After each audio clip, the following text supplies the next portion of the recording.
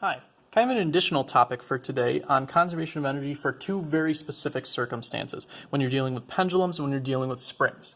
We'll start off by looking at pendulums. Here's a picture of a pendulum down here in the middle of the paper.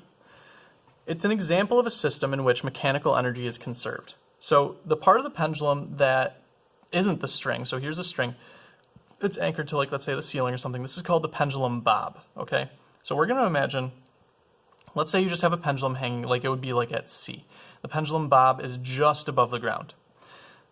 At this point, the pendulum has zero energy, it has no energy, for a number of reasons. If it's just hanging there, it's not moving, so therefore there's no kinetic energy. It's basically on the ground. Okay, it's hanging just above the ground, so therefore there's no gravitational potential energy. A pendulum has no springs involved. It does have a string, but a spring is different from a string. There's no springs involved. So therefore there's no elastic potential energy. And there's no friction. So therefore no internal energy being involved. Zero energy. Okay? So now, let's say a person comes along and takes the pendulum and they pull it up to position A. That person has done work. Let's look at why. If the person pulls or pushes the pendulum bob up to A, then they're putting a force on the object and it's directed in the direction of the displacement, which means some work must be done. If they did work, how does that affect the energy? So yes, they're moving it, so yeah, they have some kinetic energy, but let's say that they hold it up at A. It was motionless at C, it is now motionless at A, so, I mean, there was a change in kinetic energy for a little bit, but that's not really what's important here. What's important is they have lifted it up. They have increased the gravitational potential energy.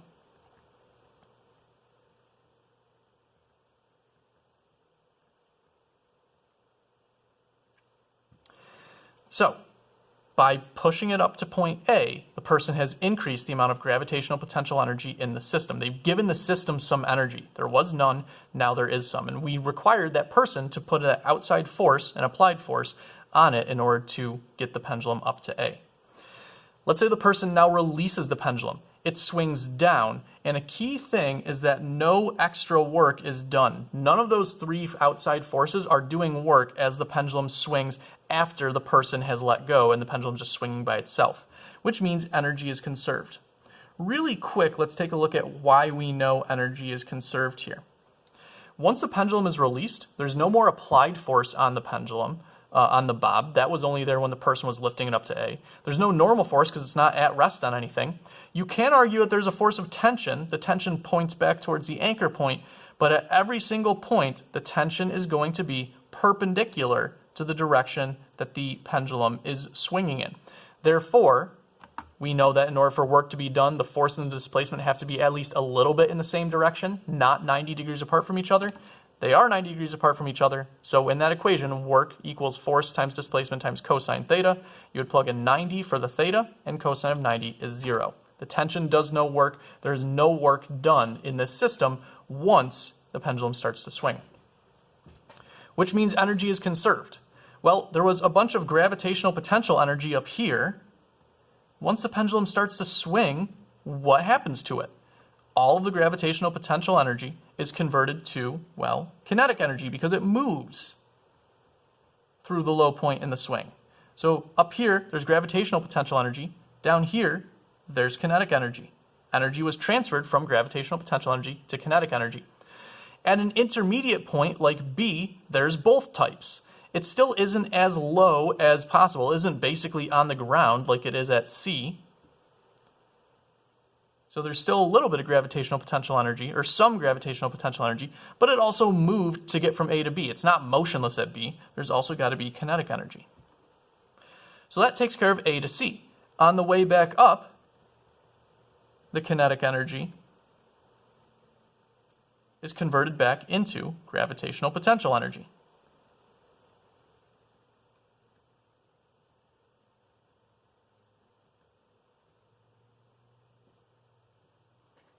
Okay, so a similar thing happens on the way back up. At D, There's gravitational potential energy and kinetic energy. It has started to slow down, but it's not all the way to the turning point yet, so it's still got kinetic energy, but it's also gone up. So there's gravitational potential energy.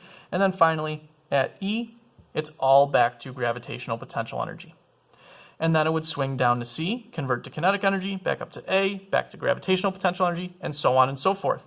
If no energy is lost due to friction and no one comes along to stop the pendulum through other forces, the pendulum will swing back and forth for forever. There's a fancy physics word for this called oscillate. It will oscillate forever, go from one state to the next. The nice thing about this is pendulums are actually pretty easy to come up with some numbers and get some mathematical results for things like this. So I'm going to move this up so we can do this. There we go. Let's say that this simple pendulum is constructed of a small ball of mass 1.2 kilograms and it's attached to a piece of string that's tied to the ceiling. The ball is raised to position A and released. The ball swings through B, C, D on its way to E, where it stops before it swings back the other way. Positions A and E are 0.7 meters above position C. Positions B and D are 0.12 meters above position C. So we're taking position C to be like our ground. It actually doesn't matter if it's actually on the ground or not. Just the fact that it's the low point is good enough for us. So this is our low point. Position B is 0.12 meters up. Same for position D. Positions E and A are 0.7 meters up from position C, the low point. Our job is to calculate the kinetic and potential energies at each point of the pendulum swing. So I'm going to divide my paper up into 5 sections. A, B, C, D, and E. I'm going to start at position A because that's where the pendulum bob starts. It's easiest, well, actually, there's only gravitational potential energy there. This is the release point. I can calculate that fairly easily because I know gravitational potential energy is equal to mgh. The mass of the pendulum is, bob is 1.2 kilograms. G is 9.81 meters per second squared, and h is 0.7 meters. Therefore, the gravitational potential energy at this point is 8.24 joules. That's the gravitational potential energy, but it's going to be useful for us to find the total energy of the pendulum. I know the only 2 types of energy we're discussing here are gravitational potential energy and kinetic energy, so when I write out my ET equation, I'm just going to list those 2 types, PEG plus KE. But if this is the release point, there is no kinetic energy. So it's actually a crucially important step right now to say that we know what the total energy is, that it's 8.24 joules. That's really, really important. Okay, and I guess I'll just add in down here, the kinetic energy is 0 joules. We know that, again, because the pendulum is not moving at the release point. At point B, well, we know that there's both types, but we can't find the kinetic energy yet because we don't know how fast it's moving. We can find the gravitational potential energy because we know how high it is above point C. So I'm going to write my equation. I will make my calculation, 1.2 kg. 9.81 meters per second squared, and the height of 0.12 meters. The gravitational potential energy at this point is 1.41 joules. Now that's important because that's going to help us find out how much kinetic energy there is. The key is, we know for a pendulum, this is a case where energy is conserved. ET equals ET. ET doesn't change. We already know the total energy. We figured that out in point A. So we can't go ahead and say what the total energy is at B unless we already wrote it down for A. We know that the total energy is equal to PEG plus KE. If the total energy is 8.24 joules, and that never changes, but the gravitational potential energy is 1.41 joules here, then that means there's got to be some kinetic energy to make up for that. As a matter of fact, 8.24 minus 1.41 gives us a kinetic energy at this point of 6.83 joules. That's how much kinetic energy the bob on the pendulum has. So you can see that some energy has shifted from being gravitational potential energy to kinetic energy at this point B. At point C, there's only kinetic energy. But again, I know there's only kinetic energy, but I still should show the work in this fashion. The gravitational potential energy, I know because the height is 0, is just going to be 0 joules. And then relating that back to the total energy, I could go back and say the total energy we know in a pendulum system is the sum of the gravitational potential energy plus the kinetic energy. If the gravitational potential energy is 0, then the total energy must be kinetic energy. Therefore, all the kinetic energy must be equal to 8.24 joules. I could go through D and E after I went through A, B, and C, but you should notice something. D and E are at the same heights as B and A. Therefore, the calculations are going to be exactly the same. So just a little note that you should write that helps you with pendulums. Locations at the same height, in other words, A and E, B and D, they are identical. The amounts of gravitational potential energy and kinetic energy should be the same at D as they are at B, and they should be the same at E as they are at A. So I'm just going to save myself some writing and just write same as B and same as A. Now, one thing that I want you to realize, we're going to go back and take a look at B. A lot of times people fall into this trap of saying, oh, the pendulum has both gravitational potential energy and kinetic energy here. I bet it's the same amount. And they'll write down for B, PEG equals KE. No, totally wrong. We just found that the amount of gravitational potential energy and the kinetic energy, they're totally different amounts. Just because an object or a system might have two different types of energy does not mean, absolutely does not mean, that those two types of energy are equal to each other. Okay? When we say that one type of energy is equal to another type of energy, it's because we've gone through a whole conservation of energy setup. You can't just look at this and say, oh, at position B, the two types of energy are equal. That's not true. They're both present, but they're not necessarily equal. That's an error that I see a lot. Let's very quickly look at spring systems. So this one's a little bit harder to envision, but we will take a look at some in class. Imagine that you have a mass that's attached to a spring, spring's attached to a wall. You can pull the mass out to some spot and then let it go. The spring will pull it back. It won't just stop right in the middle. It'll actually, after it's stretched the spring, it'll compress the spring. Then the spring will push it back to the middle. It'll keep going out, and the object will slide back and forth for forever as long as there's no friction.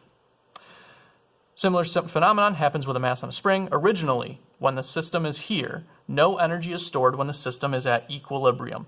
For a horizontal spring like this, like the ones we'll deal with, equilibrium means when the spring is unstretched. If a person does work on the system by pushing or pulling,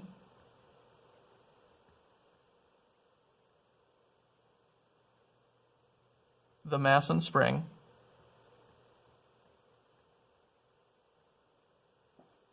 let's say that the person pulls it out to X max. That says X max right there. What that's going to do is it's going to stretch the spring out. And that means that if the spring is being deformed by being stretched out, the elastic potential energy increases. Okay? You get more elastic potential energy. You're storing energy in that spring. Then when you release it and the spring starts to go back to its normal length, the elastic potential energy decreases.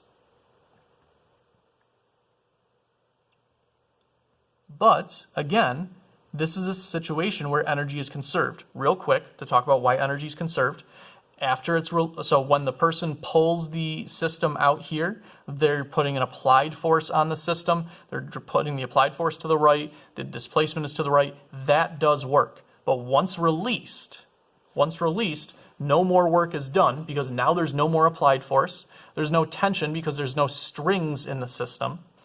And there is a normal force, but as we've said many times, the normal force is perpendicular to the direction of displacement. Therefore, no work is done. So this is another situation where ET equals ET. Energy is, in fact, conserved. Out here, there's elastic potential energy, but no kinetic energy. Here, as that elastic potential energy decreases because the spring is not stretched out as much, another type of energy must be increasing. Because this object is moving, the system is moving, that must mean the kinetic energy has increased. At equilibrium, there's only kinetic energy and no elastic potential energy. If there's kinetic energy here, that means the object isn't just going to stop back at the middle, it will actually continue to move in the direction it's moving in. It'll start to compress the spring.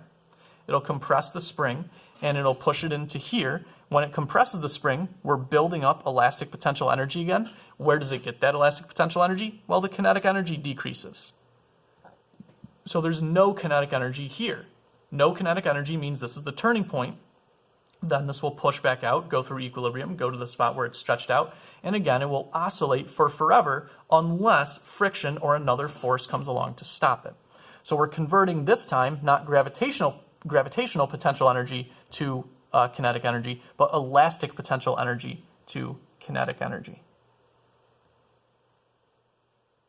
So, a horizontal spring of spring constant 200 newtons per meter is attached to a 10 kilogram box on a frictionless surface. Okay, that's key. Frictionless surface means this will go for forever.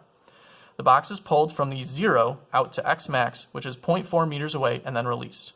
Is mechanical energy conserved? Why or why not? So, yes, because of the reasons we just talked about, because no outside forces do work. And even more importantly than that, or not more importantly, but also as important, mechanical energy is conserved. No energy turns into internal energy because this is a frictionless surface. So also, frictionless surface, so no internal energy is generated. All the energy stays in mechanical energy, converting back and forth from elastic potential energy to kinetic energy.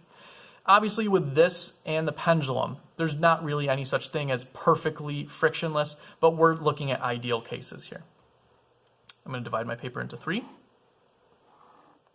We're going to look at the position called x max.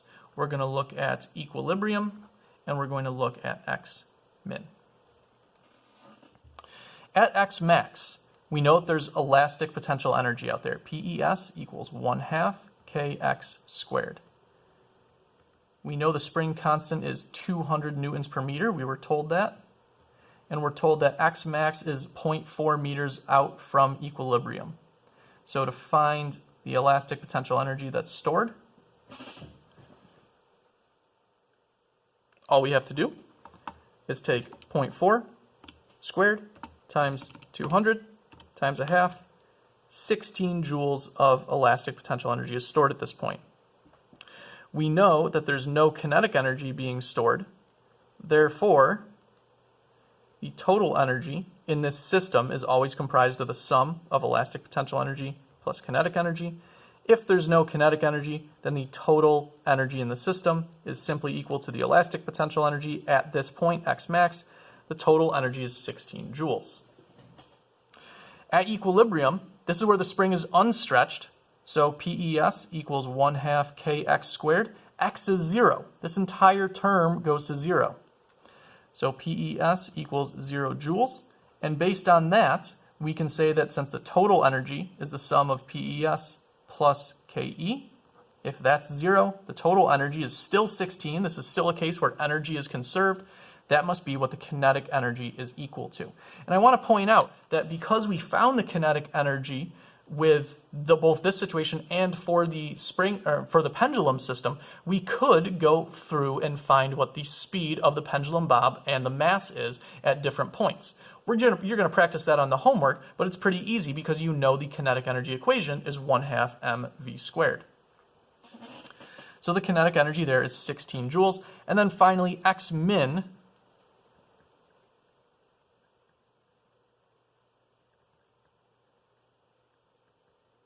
just like we did with the pendulum, if they're the same amount of stretching or compressing, that means that those two positions should be identical. X min is identical to X max, same as X max. In other words, this is a turning point. There's no kinetic energy. The maximum amount of elastic potential energy is stored here because the total energy never changes. Pendulums and springs are pretty straightforward. Hopefully we'll get a chance to look at some examples in class and play around with them a little bit. It's a bigger topic if you take AP Physics 1, but this is Regents, so we don't have to do too much with them. But you should understand that these are situations, if left to their own devices once started, where energy is conserved. Just one more energy topic, and I'll be back for that in the next video. See you later.